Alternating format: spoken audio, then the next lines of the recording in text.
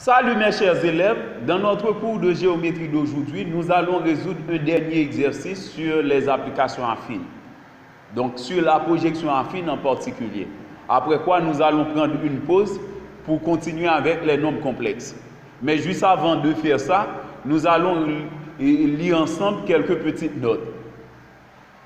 Notez bien, 1. Pour montrer qu'une application affine est une projection affine, il suffit de prouver que l'endomorphisme associé est une projection vectorielle.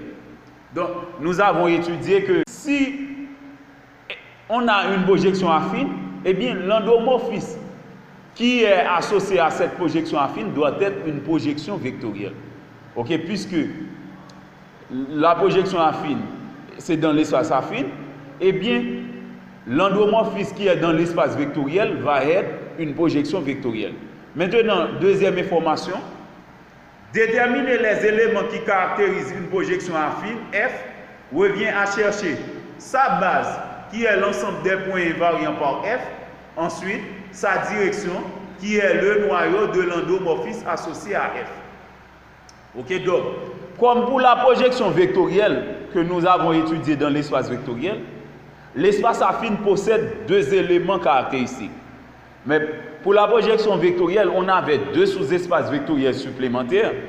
Mais pour la projection affine, on va avoir la base qui est dans l'espace affine, mais la direction, c'est dans l'espace vectoriel qui est associé à l'espace affine, qu'on prend ça ordinairement. Ce n'est pas si, donc, non pas parce que non pas si on donne la direction dans l'espace affine, ça va avoir beaucoup de difficultés là-dedans. Parce que si par exemple, je vous donne une projection affine, par exemple, la projection affine pourrait être effectuée sur un plan, ok? Maintenant, c'est parallèlement à une droite affine. Maintenant, suivant le schéma, on va voir la droite, ok?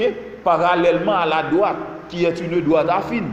Mais maintenant, puisque c'est parallèlement à la droite affine que ça s'effectue, donc c'est pour les mathématiciens, c'est la direction qui intéresse, ok? Et qui nous intéresse et c'est la direction de la droite affine qui nous intéresse, mais ce n'est pas la droite affine dans sa toute intégralité.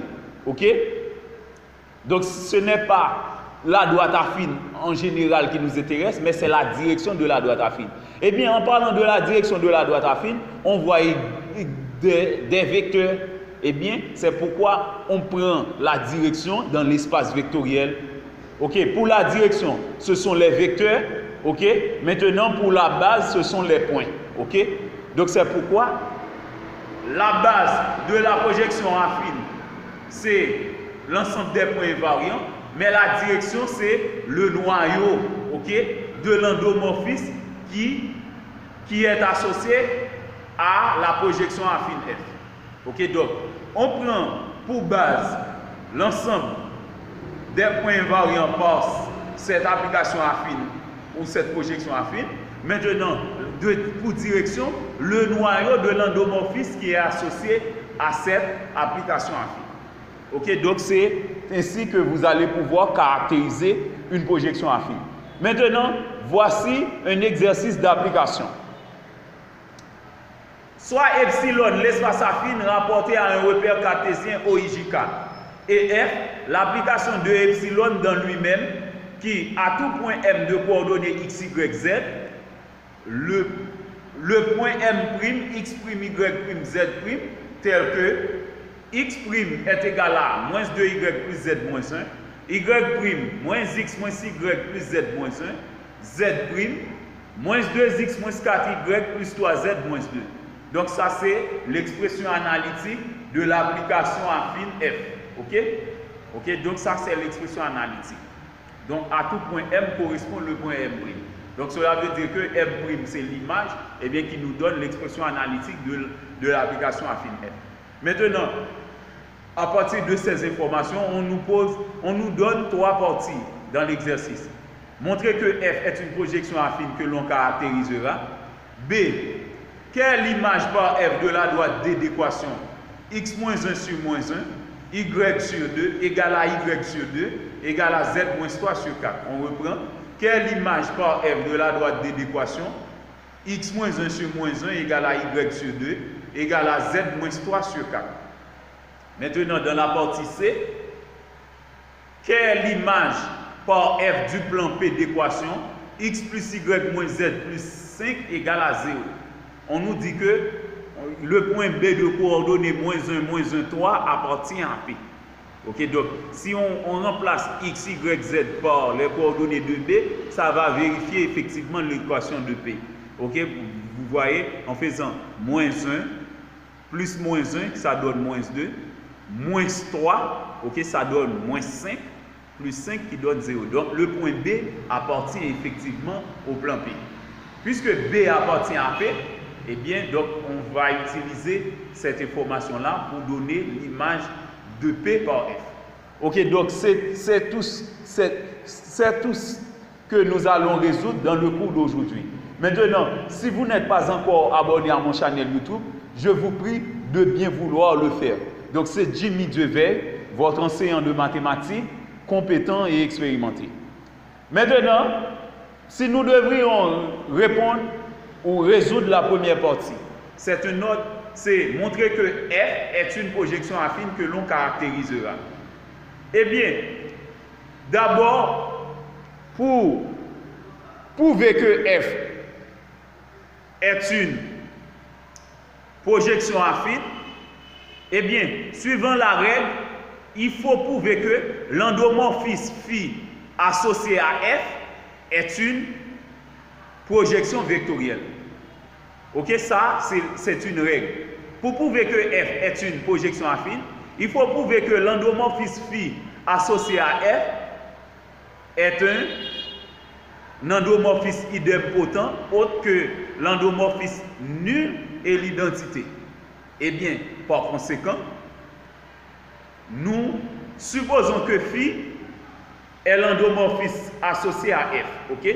Soit phi l'endomorphisme associé à F. Puisque dans les données, on n'avait pas donné de nom à l'endomorphisme associé à F. Et suivant l'expression analytique de l'application affine F, nous pouvons donner la matrice de cet endomorphisme qui est phi. Ok? Puisqu'on a x, y, z, eh bien, nous allons donner la matrice de phi suivant les coordonnées suivant les coefficients de x, y et z. Pour x, pour la première ligne, c'est 0. Ensuite, on a moins 1, moins 2. Pour y, moins 2, moins 1, moins 4. Pour z, 1, 1, 3. C'est pourquoi l'on a 0, moins 1, moins 2, moins 2, moins 1, moins 4, 1, 1, 3 pour la matrice phi. Ok, la matrice de l'endomorphisme phi. Maintenant, nous calculons matrice phi par matrice phi. Ok, d'abord, nous allons prouver que phi est un endomorphisme idempotent autre que l'endomorphisme nul et l'identité. Ainsi, va-t-on pouvoir dire que phi est une projection vectorielle. Eh bien, voilà, nous calculons matrice phi par matrice phi. On fait première ligne par première colonne. 0 par 0, moins 2 par moins 1, 1 par moins 2. Donc, c'est respectivement première ligne, première colonne, ça donne 0, plus 2, moins 2. Première ligne, deuxième colonne, 0, plus 2, moins 4. Première ligne, troisième colonne, 0, moins 2, plus 3. Maintenant, on est à la deuxième ligne. Deuxième ligne, première colonne, 0, plus 1, moins 2. Deuxième ligne, deuxième colonne, plus 2, plus 1, moins 4. Ok? Deuxième ligne, troisième colonne, moins 1, plus 3. Maintenant, on est à la troisième ligne. Troisième ligne, première colonne, 0, plus 4, moins 6. Troisième ligne, deuxième colonne, 4, plus 4, moins 12. Troisième ligne, troisième colonne, c'est moins 2, moins 4, plus 9. Ok, maintenant on réduit. ça donne 0, ça donne moins 1, ça donne moins 2. 0, moins 1, moins 2. Ça donne moins 2, ça donne moins 1, ça donne, ok, c'est 2 plus 1, 3, 3 moins 4, moins 1. Ok, autre que 2 moins 4 qui donne moins 2, on a moins 1 ici. 4 plus 4, 8, 8 moins 12, moins 4. On a moins 2, moins 1, moins 4 pour la deuxième colonne. Moins 2 plus 3, 1. Moins 1, ça donne moins 2 plus 3 qui donne 1 à nouveau. Moins 2, moins 4, moins 6 plus 9, ça donne 3. On a 1, 1, 3 pour la troisième colonne. Donc nous pouvons remarquer que on trouve la même expression pour matrice phi. Ok? Eh bien, c'est la même expression qu'on trouve à nouveau.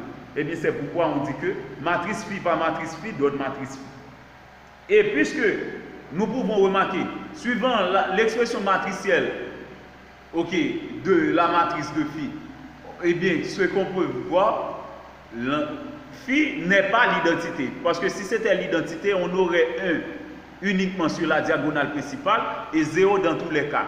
Et phi n'est pas la matrice nulle. Ok, parce que si c'était la matrice nulle, on aurait 0 uniquement dans toutes les positions. Ok, donc c'est pourquoi on peut dire que, puisque matrice phi par matrice phi donne matrice phi, et de plus, phi n'est ni l'identité, ni l'endomorphisme nul, eh bien alors, phi est une projection vectorielle. Et puisque phi est une projection vectorielle, par conséquent, on peut dire que f, qui est l'application affine associée à phi, est une projection affine. Ok? Donc, puisque phi est une projection vectorielle, eh bien, f qui est l'application affine associée est aussi une projection affine. Phi, c'est dans l'espace vectoriel, phi est une projection vectorielle. F qui est dans l'espace affine est une projection affine parce que f et phi sont deux associés. Ok? Maintenant, on a demandé également les éléments qui caractérisent cette projection affine. Ok? Donc, que l'on caractérisera. Et bien, suivant la note, nous avons vu que la projection affine est caractérisée par deux éléments. C'est sa base qui est l'ensemble des points invariants, la direction qui est le noyau de l'endomorphisme associé à f. Ok, donc ici c'est phi, c'est le noyau de phi. Donc c'est quel de phi qu'on va calculer pour la direction. Et maintenant la base, c'est l'ensemble des points invariants. Donc on lit la note à nouveau. Et maintenant, si dans la prochaine occasion, on n'a pas eu la chance de voir cette note, eh bien on va quand même faire le rappel. Ok, donc maintenant, puisque nous allons trouver la base de l'application affine f, eh bien nous cherchons l'ensemble des points invariants par f. Eh bien, nous utilisons l'expression analytique de f, nous remplaçons x' par x, y' par y, z' par z. Ok? Comme dans la définition ici, c'est pourquoi nous posons x' égale à x, y' égale à y et z' égale à z. Eh bien, nous allons prendre le soin d'écrire x égale à moins 2y plus z moins 1, y égale à moins x moins z, y est égal à moins x moins y plus z moins 1, z est égal à moins 2x moins 4y plus 3z moins 2. Ok? C'est ce que nous allons faire pour déterminer les éléments, la base d'abord de la projection affine f. Eh bien, nous dressons un système ainsi. Eh bien, nous avons à présent, c'est x égale à moins 2y plus z moins 1, comme on l'a prévu. Y égale à moins x moins y plus z moins 1. Z est égal à moins 2x moins 4y plus 3z moins 2. Nous transposons. Donc, on a x, on transpose les autres éléments du second membre, ça donne plus 2y moins z plus 1 égale à 0. On fait de même ici. On transpose moins x, ça donne x, ça donne plus y. On avait déjà y, ça donne y plus y. Et ça donne moins z plus 1 égale à 0. Et dans la troisième équation, on a 2x plus 4y moins 3z plus z, ou encore plus z moins 3z, plus 2 égale à 0. On transpose tous les éléments du second membre dans chaque équation dans les premiers membres, ok, respectivement. Ok, maintenant, nous réduisons, ça donne x plus 2y moins z plus 1 égale à 0, qu'on avait déjà. Maintenant, dans la deuxième équation, on a y plus y qui donne à nouveau x plus 2y moins z plus 1 égale à 0. Et ici, on fait z moins 3z qui donne moins 2z. Ça donne 2x plus 4y moins 2z plus 2 égale à 0. Donc, on a deux équations identiques dans les deux premières équations, mais c'est la troisième équation qui paraît différente des deux premières. Maintenant, nous essayons de mettre 2 en évidence puisque tous les coefficients sont pairs. On met 2 en évidence, et bien en divisant chaque coefficient par 2, on a 2 divisé par 2 qui donne 1, 1x. 4 divisé par 2, ça donne 2, 2y. Moins 2 divisé par 2, ça donne moins 1, moins z. 2 divisé par 2, ça donne 1. C'est pourquoi on a ça. Donc, le plan, donc nous pouvons remarquer que on a 3 équations identiques à présent. Donc, puisqu'on est en dimension 3, ça c'est l'équation d'un plan affine. Ok? Eh bien, nous l'appelons Q, c'est l'équation x plus 2y moins z plus 1 égale à 0.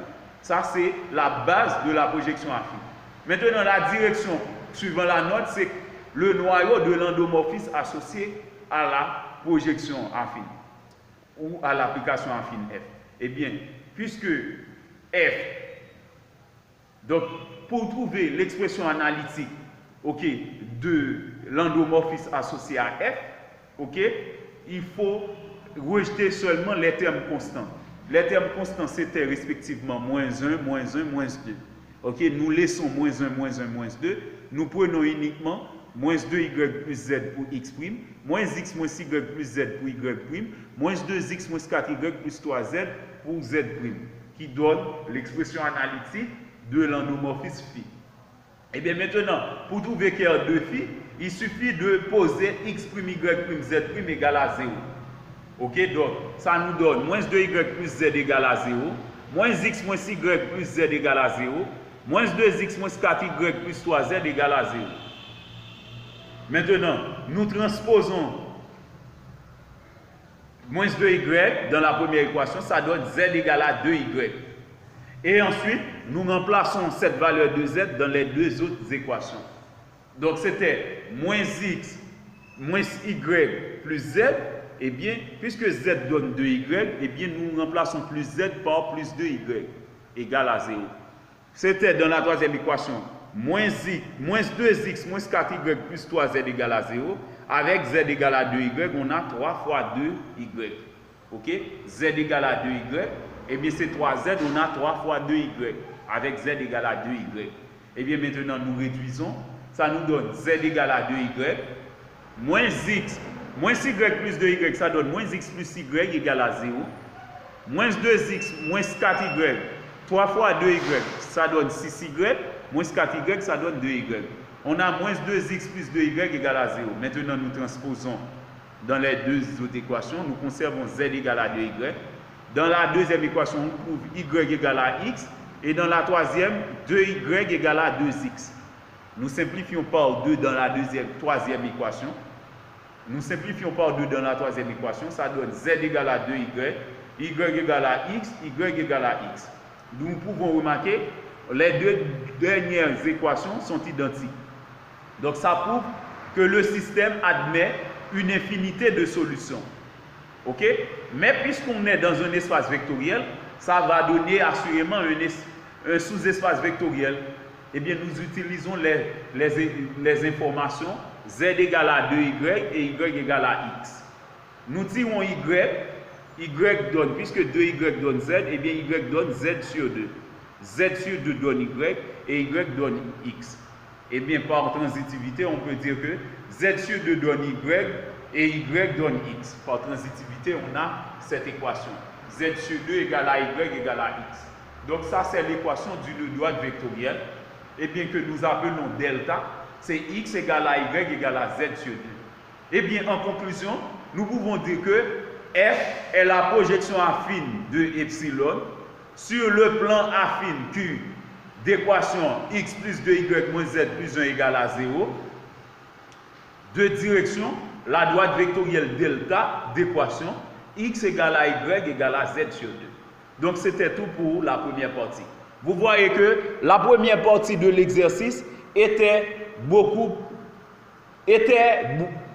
on n'a pas encore vérifié comment sont les autres parties, mais cependant, la première partie était beaucoup plus grande que les deux ensemble. Donc, si on met les deux autres parties ensemble, eh bien là, la première partie est beaucoup plus grande que même, et la première partie est beaucoup plus grande que même les deux autres.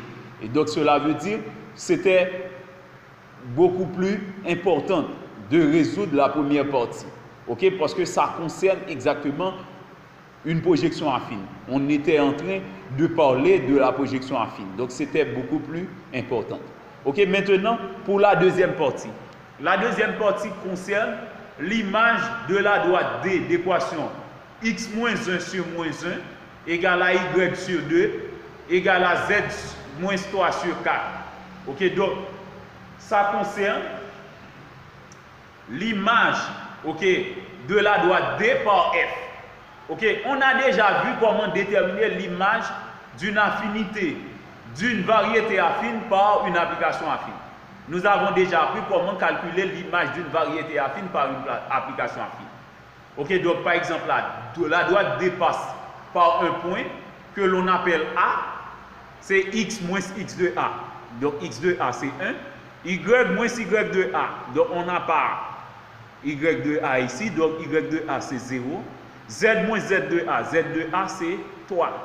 Donc le point A, suivant ce qu'on a appris sur les droites affines, donc le point A a pour coordonnées 1, 0, 3. On suppose que la droite dépasse par A et de direction U avec A de coordonnées 1, 0, 3 et U de coordonnées moins 1, 2, 4. Moins 1, 2, 4 comme pour la droite vectorielle. Donc pour trouver le vecteur directeur d'une droite dans l'espace à 3 dimensions, il faut lire les dénos, OK, pour chaque rapport. OK? Donc on a moins 1, 2, 4 pour la direction de D. Eh bien, nous avons appris, pour trouver l'image d'un point, on utilise l'espace affine, mais pour le vecteur, on utilise l'espace vectoriel. Donc, pour trouver l'image d'un point, on prend l'application affine F, et pour l'image d'un vecteur, on prend l'endomorphisme phi. OK, donc, pour avoir l'image de A, on fait F de A. Avec l'expression analytique de F, ici, on va calculer F de A. On dit que F de A donne A', tel que X de A', c'est moins 2 fois Y de A' qui donne 0. C'est moins 2 fois Y de A qui donne 0, plus Z de A qui donne 3. OK? Moins 1. C'est ce qu'on fait. C'est moins 2 fois l'ordonnée du point A, plus la cote du point A, moins 1. OK? Le calcul donne 2. Et ensuite, suivant F, c'est moins l'abscisse du point A, moins l'ordonnée du point A, plus la cote du point A, moins 1, qui donne moins 1, moins 0, plus 3, moins 1, qui donne 1. Ensuite, moins 2 fois l'abscisse du point A, moins 4 fois l'ordonnée du point A, plus 3 fois la cote du point A, moins 2, OK, qui donne moins 2 par 1, moins 4 fois 0, plus 3 fois 3, moins 2, qui donne 5. OK, qui donne 5. OK, c'est 5. OK, ce n'est pas très lisible, mais c'est 5. OK, qui donne 5. Maintenant, suivant la façon dont on définit l'image de A par F, c'était A', eh bien, on suppose que le point A' a pour coordonnées 2, 1, 5.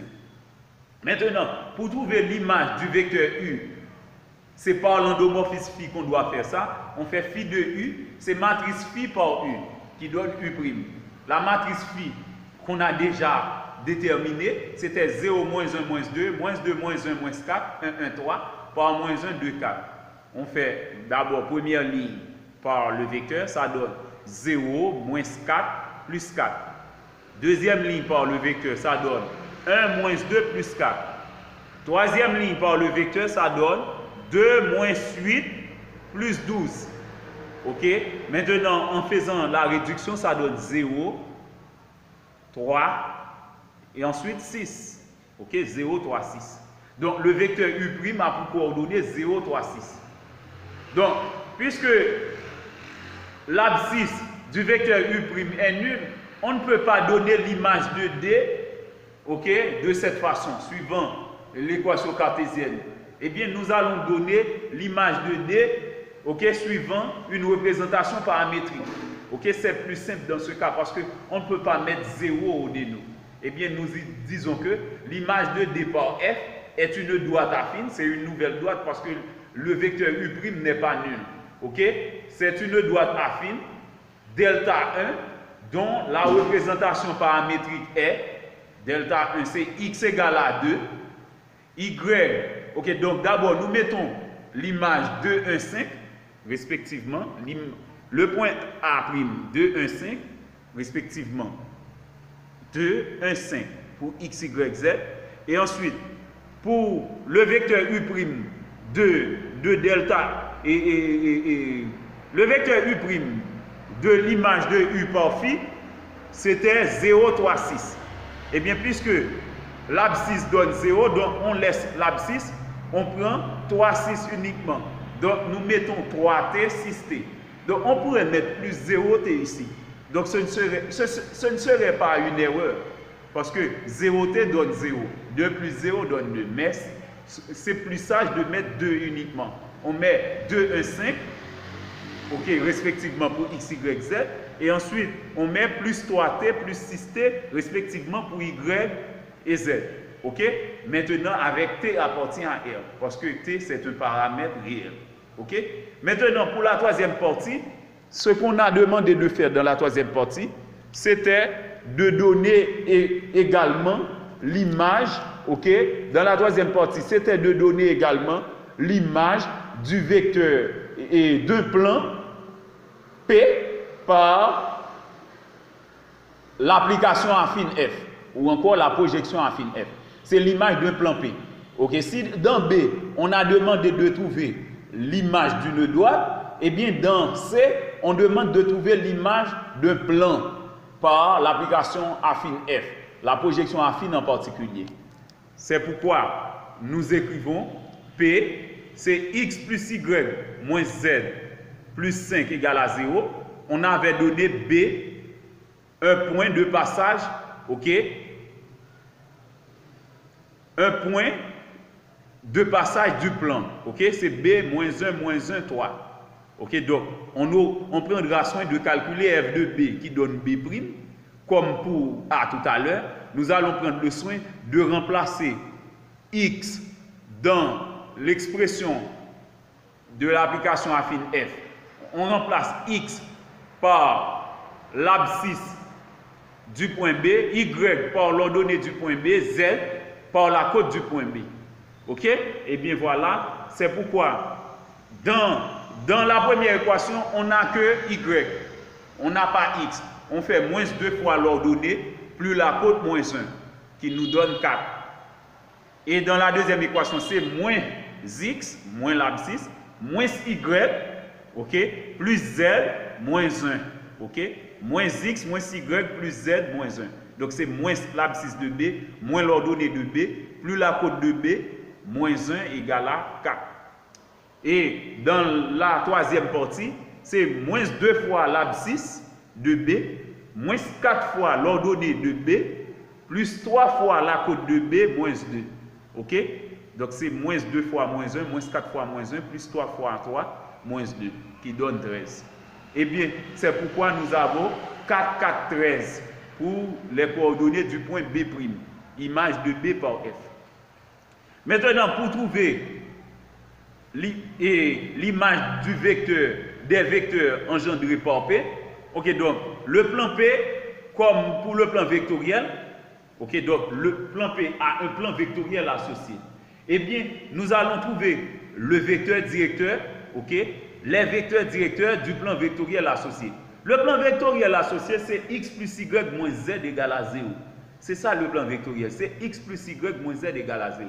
Mais cependant, nous allons prendre le soin de donner les vecteurs directeurs ok, sans passer tout notre temps, sans perdre notre temps. Nous supposons que U1, U2 sont des éléments du plan vectoriel P. Eh bien, suivant la formule, U1 donne moins B à 0, moins B à 0, c'est moins 1, 1, 0. Moins C0A pour l'autre, moins C qui donne moins par moins 1, puisque C donne moins 1 ici, ça donne 1, 0, 1, moins C0A, 1, 0, 1. Eh bien, maintenant, nous allons prendre le soin de trouver l'image de U1 par phi, l'image de U2 par phi, et ensuite trouver le résultat final. Ok? L'image de U1 par phi, l'image de U2 par phi. C'est ce que nous allons faire d'abord. Ok? Donc, nous prenons le soin de calculer l'image de U1 par phi, c'est matrice phi par U1 qui donnait moins 1, 1, 0. Ok, maintenant en faisant le produit matriciel, ça donne 0 moins 2 plus 0 qui donne moins 2. 1 moins 1 plus 0 qui donne 0. 2 moins 4 plus 0 qui donne moins 2. Ok, donc U'1 qui est l'image de U1 par phi, ça donne moins 2, 0, moins 2. On fait également phi de U2. C'est la matrice phi par le vecteur U2 qui était 1, 0, 1. Ça donne 0 moins 0 plus 1 qui donne 1. Moins 1 moins 0 plus 1 qui donne 0. Moins 2 moins 0 plus 3 qui donne 1. Ok, donc phi de U2 donne 1, 0, 1. Ok, donc que nous appelons U'2. U'2 donne 1, 0, 1. Donc on peut remarquer ici, le vecteur U'1, c'est moins 2 fois le vecteur U'2. Eh bien, nous avons appris, suivant les notes dans les cours précédents, lorsqu'on calcule phi de U, phi de V par exemple, pour un plan, si le plan est engendré par, si les vecteurs directeurs du plan c'est UV, eh bien si on fait phi de U, phi de V, il faut être sûr que phi de U et phi de V forment un système libre pour dire que l'image donne un plan, ok? Eh bien, puisque U'2 et U'1 sont liés, parce que U'1 donne moins 2 fois, donc c'est U'1 donne moins 2 fois U'2. Donc les deux vecteurs U'1 et U'2 sont liés. Eh bien, puisque ces deux vecteurs-là ne sont pas nuls, mais sont liés, eh bien, on peut dire que le système qui comprend les vecteurs U'1 et U'2, eh bien, ce système a pour rang 1. Eh bien, par conséquent, l'image du plan P par F est une droite affine. Ce n'est pas un plan. Ok, donc on ne peut pas dire que l'image du plan est un nouveau plan. Pourquoi? Parce que les images que nous trouvons, U'1 et U'2, sont liées. Même que ces vecteurs-là ne sont pas nuls, mais ces deux vecteurs-là sont liés. Eh bien, puisque ces deux vecteurs sont liés, mais différents du vecteur nul, eh bien, le rang U'1, U'2 donne 1. Eh bien, c'est comme si le sous-espace vectoriel, c'est une droite vectorielle. Le sous-espace vectoriel associé, c'est une droite vectorielle. Ou c'est une droite affine. Ok? Puisqu'on est, c'est l'image d'un plan affine qu'on cherche, eh bien, on va dire, puisque la variété affine a pour dimension 1, eh bien, c'est une droite affine. Ok, donc le sous-espace vectoriel associé à cette image, c'est une droite vectorielle, ou encore l'image du plan affine donne une variété affine de dimension 1 qui est une droite affine. Eh bien, c'est pourquoi nous disons que F est l'image de P par F est une droite affine delta 2 dont la représentation paramétrique est delta 2 égale à x, y, z respectivement. Nous trouvons le point B' que nous avons calculé, nous mettons les coordonnées respectives 4, 4, 13. Et bien maintenant, pour la direction, nous faisons choix de l'un des vecteurs. Ok, donc, puisque U'1 et U'2 sont liés, eh bien, puisque le rang donne 1, eh bien, on peut faire choix de n'importe quel de ces deux vecteurs-là pour la direction de delta 2. On pourrait prendre U'1 pour direction ou U'2 pour direction. Mais on ne peut pas prendre les deux parce que ces deux sont liés. Et bien c'est pourquoi nous prenons 1, 0, 1. Ok, donc un élève pourrait choisir un autre vecteur autre que 1, 0, 1. Moi, je choisis 1, 0, 1. Donc l'élève pourrait choisir moins 2, 0, moins 2 également. Donc puisque moins 2, 0, moins 2 est lié avec 1, 0, 1, donc on fait choix de 1, 0, 1. Eh bien nous mettons S par 1, 0 par S pour la deuxième, S par 1. Donc on a 1S, 0S, 1S respectivement pour les trois équations. Ok, nous mettons 1S pour la première ligne, plus 0S pour la deuxième ligne, plus 1S qui nous donne le vecteur directeur 1, 0, 1, où S est un paramètre réel. Donc delta 2, c'est l'image du plan affine P par l'application affine F, la projection affine F en particulier. Donc c'était tout pour aujourd'hui. J'attends vos questions. Si vous avez des supports de matériel ou financiers à me proposer, je suis prêt à les recevoir également. Donc si vous voyez que le cours était aussi intéressant, je vous prie de bien vouloir aimer la vidéo et de la partager avec vos camarades. Merci et à la prochaine.